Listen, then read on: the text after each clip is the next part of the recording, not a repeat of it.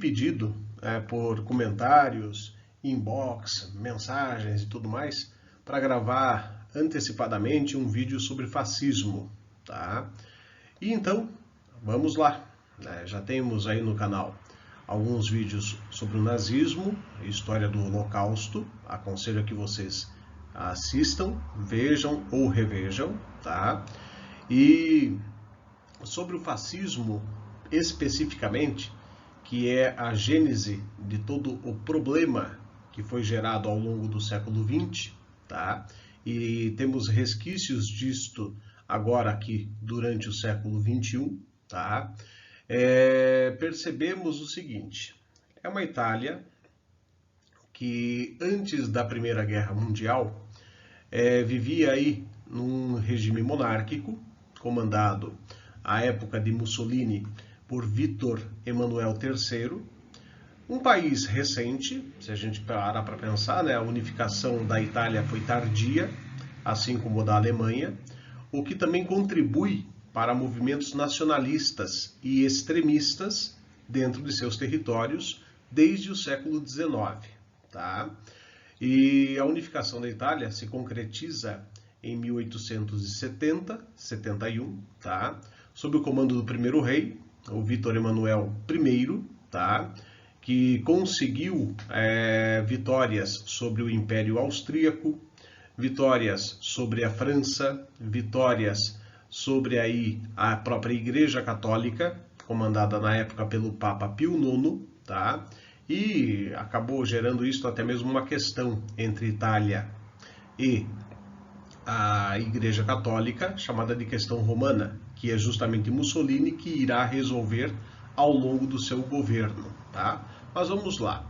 Para começarmos a falar de fascismo, tá?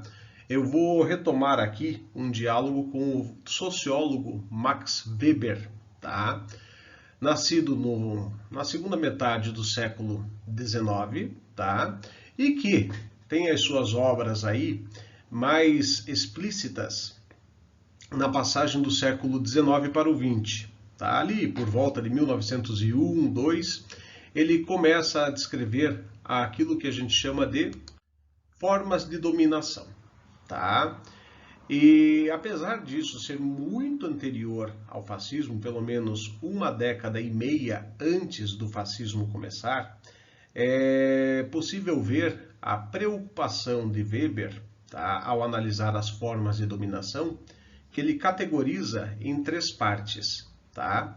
A dominação legal, em que qualquer indivíduo pode ser criado, modificado, qualquer direito, pode ser criado e modificado através de um estatuto sancionado corretamente. É o caso de uma democracia constitucional, em que você tem as leis, os códigos de leis, que acabam te limitando aí nos raios de ação, tá? É a dominação legal, jurídica. A dominação tradicional, onde a autoridade é pura e simplesmente suportada pela existência de uma fidelidade tradicional, tá?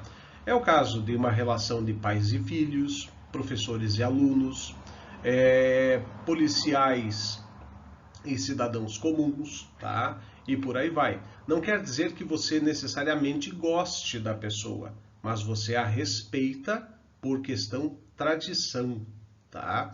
Por isso da palavra suportada. Não é necessariamente o ato de gostar, portanto. E, finalmente, a forma de dominação carismática, onde a autoridade é suportada graças a uma devoção afetiva por parte dos dominados.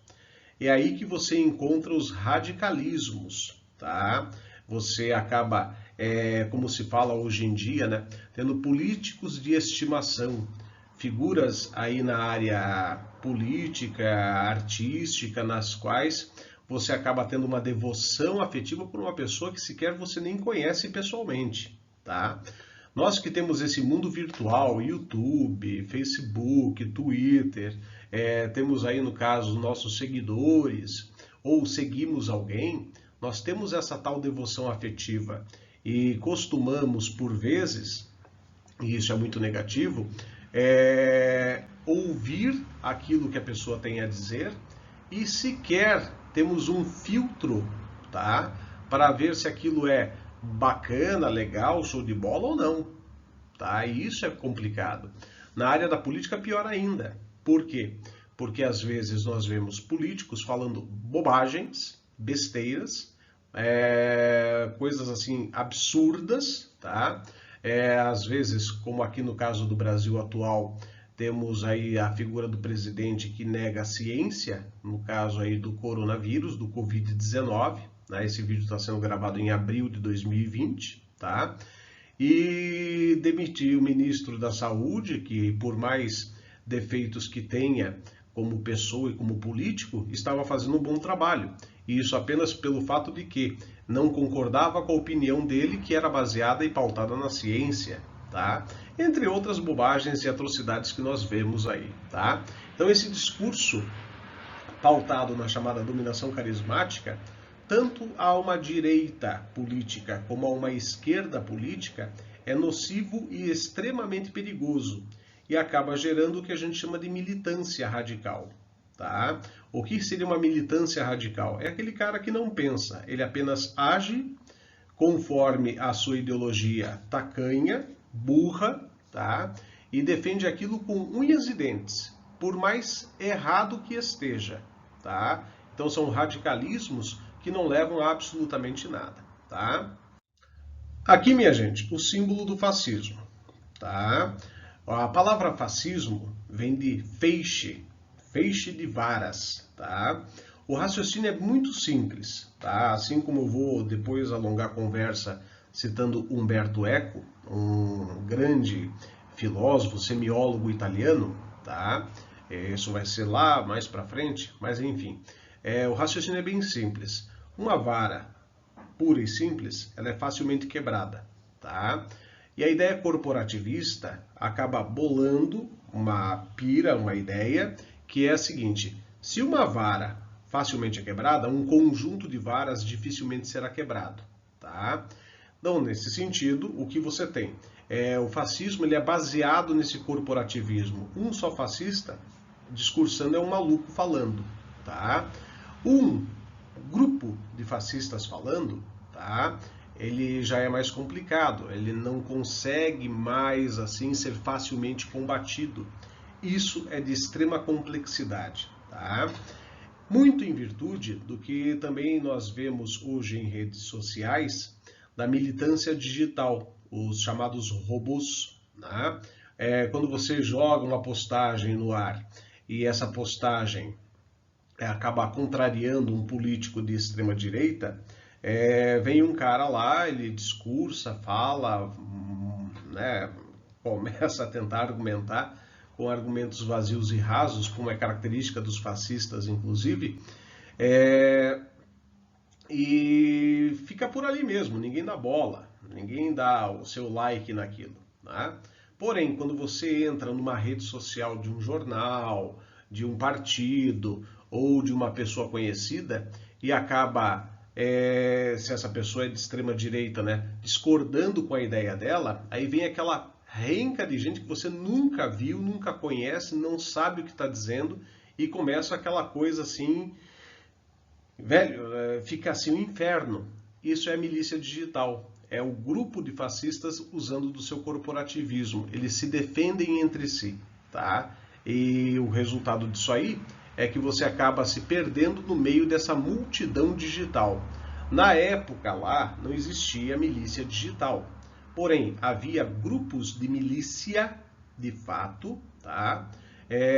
Que combatiam isto até em confrontos de rua.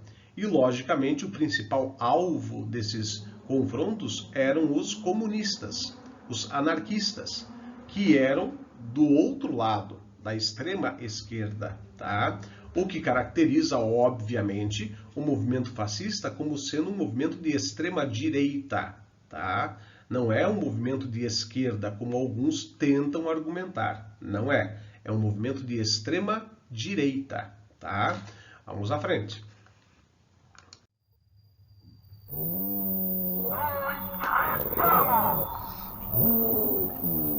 Italia, Otto Rapidas, el Vittorio, inquadrato.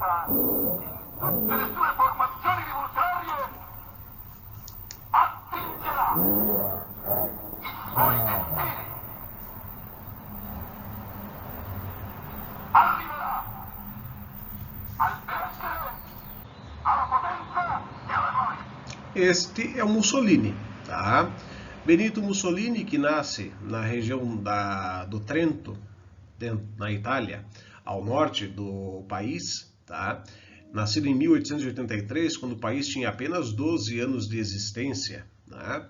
E o Mussolini, ele é filho de um ferreiro socialista, anarquista, tá? Alessandro Mussolini, que acaba, inclusive, levando a Mussolini ter aí como seu primeiro emprego justamente auxiliá-lo na ferraria, tá? Então, o Mussolini ele tem muito da influência do pai, anarquista, socialista, que acaba até tendo aí problemas até na escola, por conta desse seu radicalismo, porque seguia ao pai no que diz respeito a esse discurso socialista, anarquista, tá?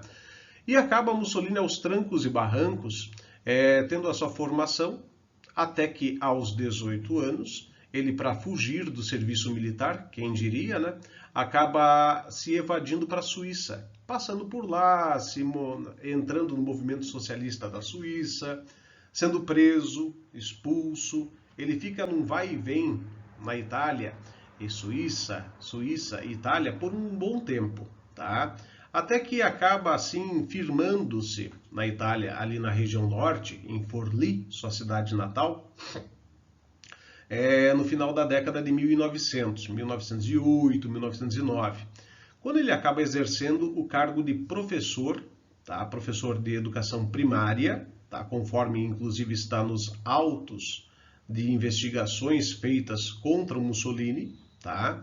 Porque ele era um socialista radical. Tá? Inclusive, até hoje se fala muito sobre isso. Mussolini tem uma origem socialista extremamente radical, sendo um dos maiores divulgadores da ideia socialista dentro da Itália, dentro da Suíça. Tá? O detalhe é que ele também acaba escrevendo em jornais, como é o caso do Avanti, Il Popolo d'Italia, tá? E isso tudo acaba fazendo com que ele fique dentro do Partido Comunista Italiano por um bom tempo. Até que em 1914, no entanto, ele acaba sendo expulso do Partido Comunista pelo seu radicalismo. É que Mussolini acabou indo contra a posição da Itália durante aí o início da Grande Guerra Mundial. Tá? A Itália era aliada à Alemanha e ao Império Austro-Húngaro, contra o qual, inclusive, Mussolini tinha algumas desavenças, né? Porque ele não aceitava as regiões que eram de fato italianas e que estavam sob domínio austro-húngaro, o que já mostrava uma certa xenofobia. A propósito disso, o próprio pai dele, Alessandro Mussolini, também tinha essa mesma visão, o que passou para ele, inclusive, essa xenofobia em relação aos austro-húngaros, na região do Trentino. Tá? O detalhe dessa história toda que eu estou contando é que, com essa expulsão de Mussolini do Partido Comunista, né, no início da Grande Guerra, por conta da posição da Itália, que acabou simplesmente entrando no estado de neutralidade no início da guerra, não colaborando, portanto, com alemães e austro-húngaros, e muito pelo contrário, negociando a sua entrada secretamente ao lado dos britânicos. E o Mussolini acabou questionando isso. Só que o Partido Comunista apoiou essa ideia. Tá? E aí que vem as contradições nessa história, o que fica muito mal resolvido e que acaba mais complicando do que explicando. Por quê? Mussolini é contra a posição. Perfeito. A Itália entra na guerra ao lado da Inglaterra, França e Rússia. Tá, beleza. É um conflito, como o próprio Mussolini falava, um conflito de imperialistas. Discurso bem marxista, né? Bem socialista. Só que ele acaba se alistando ao exército italiano da mesma forma. Queria mostrar o quê? Patriotismo, nacionalismo. E esquisito nessa postura de um cara que antes havia fugido do serviço militar. Tá? O que mostra que Mussolini não era muito bem equilibrado da cabeça, diga-se de passagem. Ou muito mau caráter, como eu particularmente acredito. Enfim, em 1917... Mussolini, que já tinha chegado ao cargo de sargento das tropas italianas que combatiam ao norte da Itália contra justamente os austro-húngaros, pessoal que ele odiava, diga-se de passagem, o que acaba acontecendo? O Mussolini, então, ferido em combate, retira-se e volta a escrever em jornais. Só que dessa maneira, dessa forma e nesse momento, financiado pelos britânicos, os imperialistas que antes da guerra para ele não prestavam. Há registros de Mussolini ter recebido 100 libras britânicas, né, por semana a cada escrito que fazia para fomentar o espírito italiano em combater na guerra como aliados aos ingleses. E essa história aí acaba levando aqui a Inglaterra, França, Rússia, logo depois a entrada dos Estados Unidos, vencessem a Grande Guerra. Bacana, legal. Só que o que acontece na sequência é muito estranho. A Itália entra nas negociações de paz em Versalhes e sai muito arrasada. É uma vitória humilhante para a Itália. A Itália vence, mas não recupera territórios que pleiteava, que eram prometidos pelos britânicos e acabou não se concretizando, que eram os territórios ao norte da Itália. O resultado disso? Mussolini e muitos militares ficaram descontentes e atribuíam esta postura, esta situação, esse problema gerado pela guerra, à democracia liberal como um todo, tá? A qual ele começou a questionar, e voltando ao seu pai, acaba mostrando seu espírito republicano, exigindo que a Itália desmanchasse, dissolvesse a monarquia e virasse uma república. Até aí tudo bem. Só que em 1919 ele monta a Frente Fascista, que acaba dando origem ao Partido Nacional Fascista, tá? Cujas características centrais estão aí. Observe, um nacionalismo exaltado, tá? Que beira ao radicalismo nacionalista, o que contradiz, né, bastante a sua formação socialista, uma vez que o marxismo, o socialismo são internacionalistas, e aí o nacionalismo não tem pertinência, ele não cabe nesse discurso, né? Um militarismo exaltado, boa parte de todos aqueles que faziam parte inicialmente dessa frente fascista, futuro Partido Nacional Fascista, eram militares vindos da Primeira Guerra, descontentes com a vitória humilhante que a Itália teve. O discurso antimarxista, pesado, forte, anticomunista, antianarquista, renegando as suas origens, apesar de o primeiro manifesto do Partido Fascista ter alguns pontos oriundos do socialismo, mas ele renega isto mais tarde, mostrando que o socialismo era uma filosofia, uma ideologia ultrapassada, tá? O antiliberalismo, que ele mostra claramente ser contra os princípios iluministas do século XVIII, tá? Os princípios da democracia liberal e da economia liberal, propondo então uma mistura, o que daria origem à chamada terceira via, tá? O mundo na época estava bipolarizado, democracias liberais e socialistas, com aí o surgimento da Rússia bolchevique, mais tarde União Soviética, tá? E então ele surge como uma terceira via, defendendo ao mesmo tempo o capitalismo, tá? Só que um capitalismo com uma forte intervenção do Estado em empresas que deveriam ser controladas por esse mesmo Estado. Então o Estado é soberano, o Estado é tudo, tá? É essa a ideia do Mussolini. É isso que vai montar a estrutura de um Estado totalitário, tá? O unipartidarismo, que é o fim na prática das democracias liberais, com aí o surgimento da filosofia de um partido só, tá? Caso chegasse ao poder, como de fato acabou chegando, os demais partidos deveriam e foram dissolvidos. E a xenofobia, o racismo, tá? A Itália para os italianos era a filosofia de Giuseppe Mazzini, um dos personagens mais importantes do Risorgimento, né, o movimento filosófico e nacionalista italiano do início do século XIX, que o Mussolini tem como referência. E essa referência que ele tem no Giuseppe Mazzini acaba tornando ele, Mussolini, também aí nesse contexto um xenófobo, mas não agora apenas contra os austro-húngaros, e sim contra qualquer tipo de estrangeiro, tá? Aqui, gente, O que é consenso entre nós historiadores, tá? Historiadores que estudam, não aqueles que vivem apenas e tão somente de reproduzir o que apostilas e livros falam. Estudiosos do assunto como eu, tá? Ó, são 14 pontos. Um fascista você reconhece com estas 14 características. O uso amplo do discurso nacionalista, né? A Alemanha acima de tudo, Brasil acima de tudo, Itália acima de tudo. Tá? Desprezo pelos direitos humanos. Bandido bom é bandido morto, tá ligado? Uso de bodes expiatórios como causas únicas de problemas. Independente de qual o problema, a culpa é sempre de uma pessoa, de um grupo, de um partido, de uma ideia. Tá?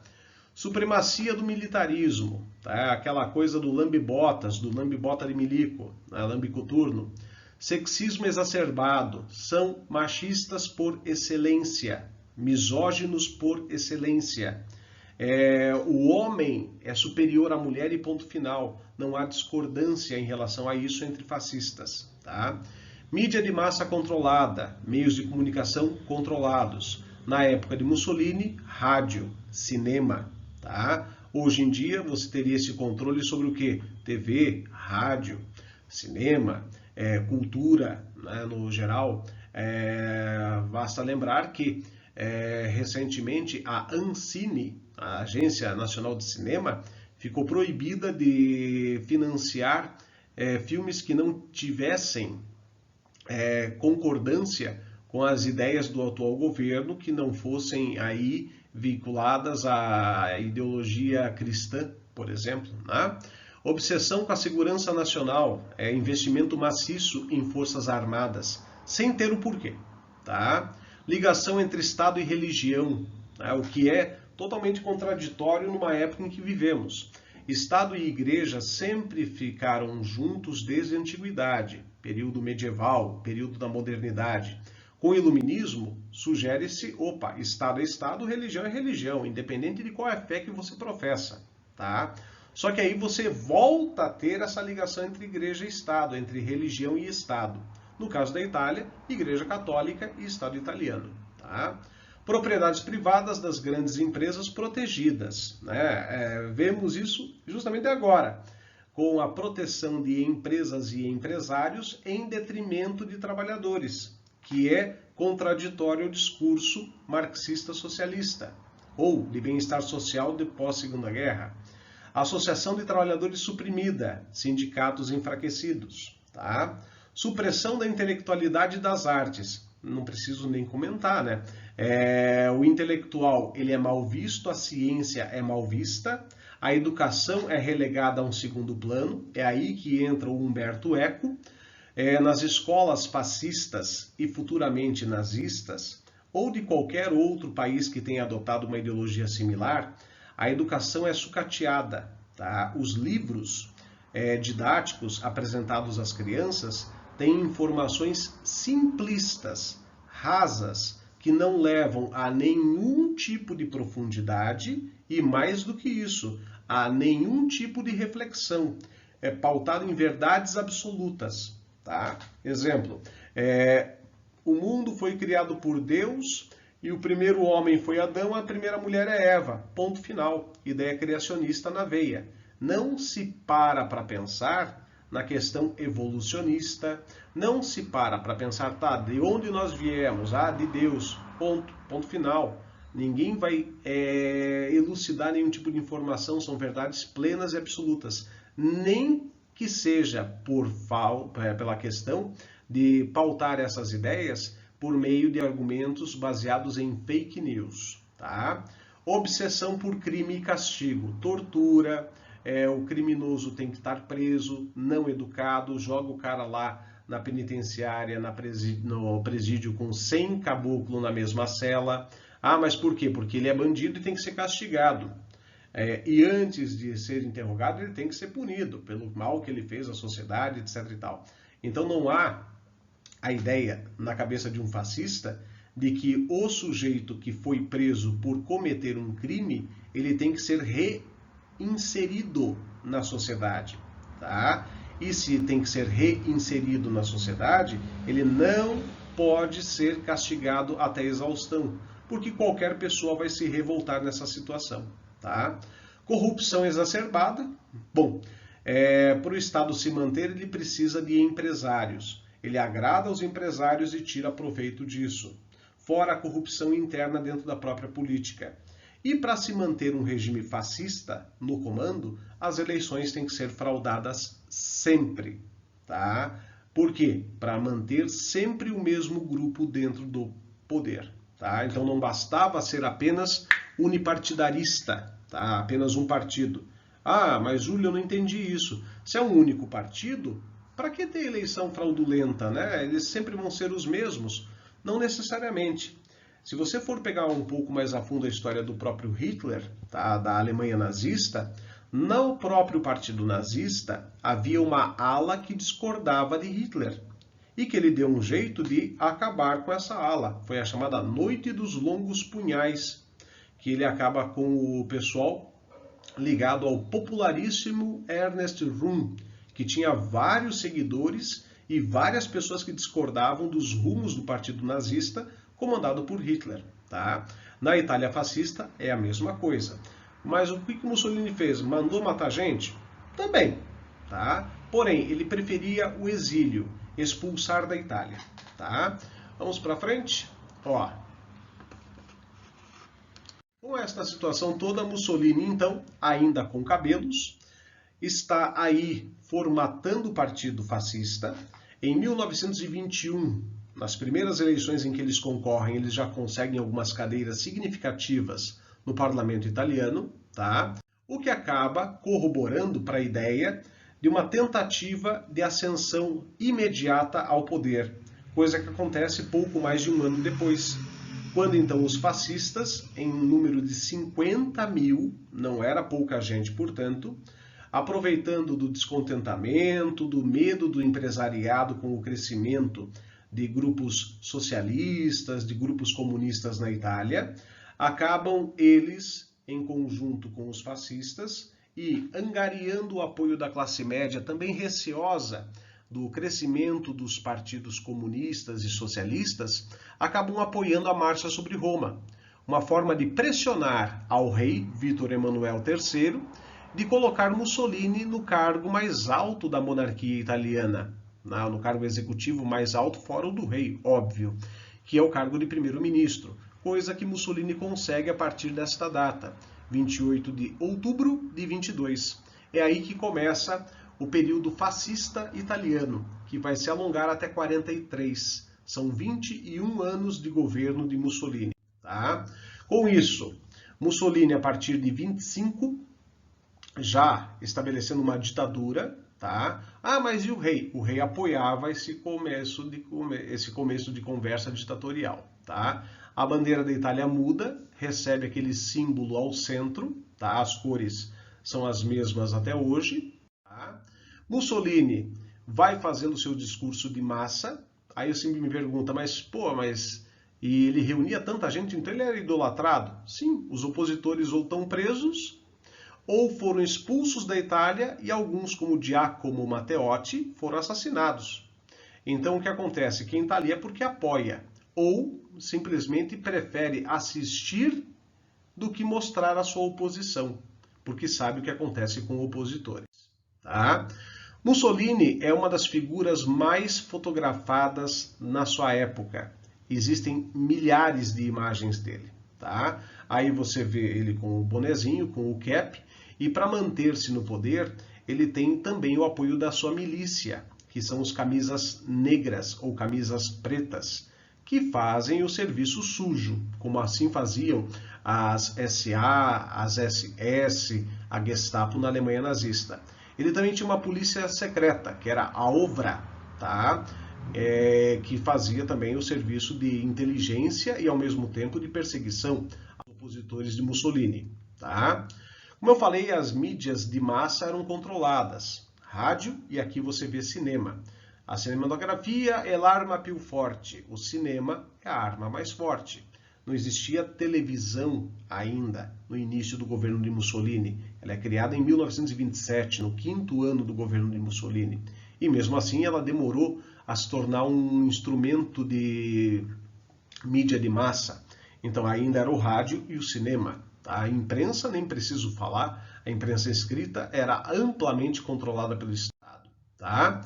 Aqui é a sede do Partido Nacional Fascista, que chega ao cúmulo de ter aí o rosto de Mussolini esculpido na fachada do prédio. Esse monte de sim é oriundo de um discurso de Mussolini à Câmara dos Deputados, que é mantida, tá? Todos os deputados favoráveis a ele praticamente, no qual ele fala: nada fora do Estado, tudo dentro do Estado. Tá? A função da população é crer e obedecer. Tá? Então, nesse sentido, Mussolini tem o amplo controle sobre todos na Itália, o que caracteriza esse regime totalitário. É o que vai influenciar, né, a cabeça e mentalidade de Hitler, que assume o comando da Alemanha em 1933. É o que também acaba montando-se na cabeça do economista Antônio Salazar, que assumiria Portugal em 26 anos antes e pouco depois de Mussolini. É o que também vai marcar a cabeça do generalíssimo Francisco Franco, na Espanha, que acaba derrubando a República Socialista Espanhola e se colocando no governo através de uma guerra civil sangrenta. No caso do Brasil, uma controvérsia: Getúlio Vargas. Getúlio Vargas é um cara que, quando começa a governar o Brasil, em 30, por meio de uma revolução, ele acaba caminhando tanto de um lado, à esquerda, como do outro, à direita, mas define a sua política como sendo o getulismo mesmo. Só que em 37, ele acaba com o ministro da Justiça dele, o Francisco Campos, um jurista brilhante, porém membro do Partido Fascista Brasileiro, tá? Que era a Aliança Integralista Brasileira, né? E acaba ele fazendo uma constituição bastante autoritária, que acaba se tornando chamada de Polaca, a Constituição de 37, baseada em alguns princípios também fascistas, de controle do Estado, controle das áreas econômicas e por aí vai.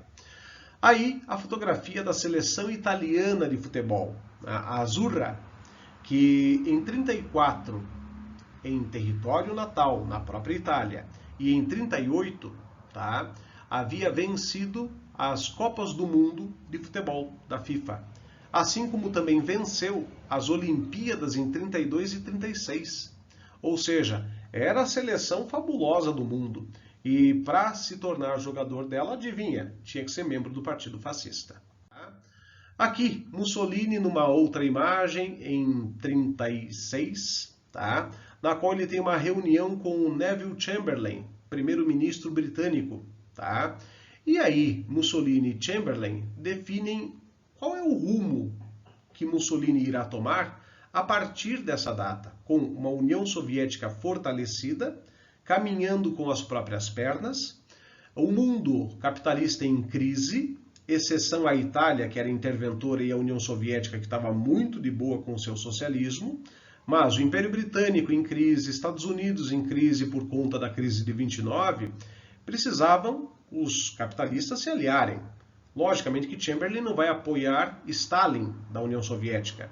Então ele vai procurar o apoio de um país como ele, capitalista, né? Só que com uma vida um pouquinho melhor, que era a Itália do Mussolini. Só que Mussolini recusa. E mais do que isso, ele acaba se isolando bastante das discussões políticas do mundo ocidental e europeu também. Por que isso? Por conta das suas campanhas militares, que ele acaba fazendo contra a Etiópia, a Abissínia, no continente africano, o que auxiliam no seu isolamento. Fora isso, ele apoia Francisco Franco na Guerra Civil Espanhola, o que aumenta ainda mais o seu isolacionismo. Quem acaba mostrando uma bandeirinha para ele e ele curtindo é o Hitler, tá?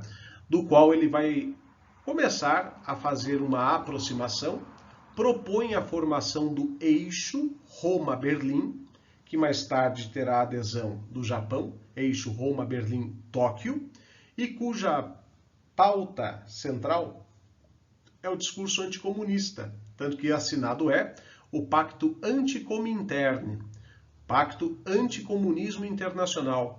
Para botar padical de uma vez, para falar que o fascismo é comunista. Não, não é. Ele é anticomunista na veia. O nazismo também. Tá?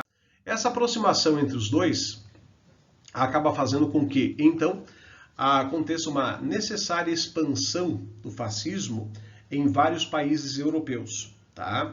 O fascismo controla politicamente a Itália, a Alemanha, Espanha e Portugal. Tá? Mas há fascistas espalhados por todos os países, sem exceção, na Europa. Tem na Itália, na Inglaterra, tem na França, tem na Bélgica, tem na Holanda, tem na Suíça, tem na Tchecoslováquia, tem no leste europeu, tem dentro da União Soviética, para ter uma ideia. Tá? Ué, mas não era um país socialista? O país, o Estado é. Porém, existem pessoas na União Soviética, principalmente na Ucrânia, que adoravam essa ideia fascista e colocaram no peito esse negócio de fascistas somos. Tá? Tanto que até hoje é um movimento muito forte de neofascismo na Ucrânia. Tá?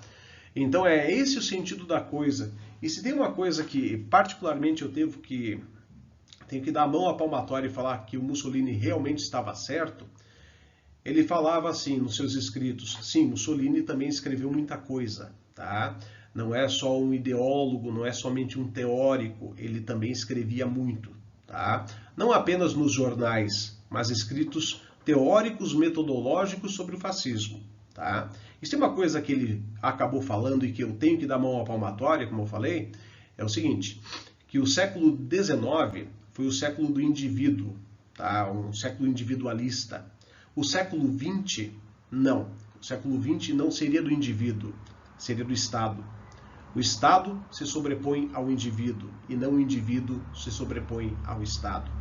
E não é que ele estava certo, pior de tudo, não é que ele estava certo, porque você, mesmo hoje, século XXI, ano de 2020, nós cometemos algumas falhas. Uma delas eu acabei de comentar.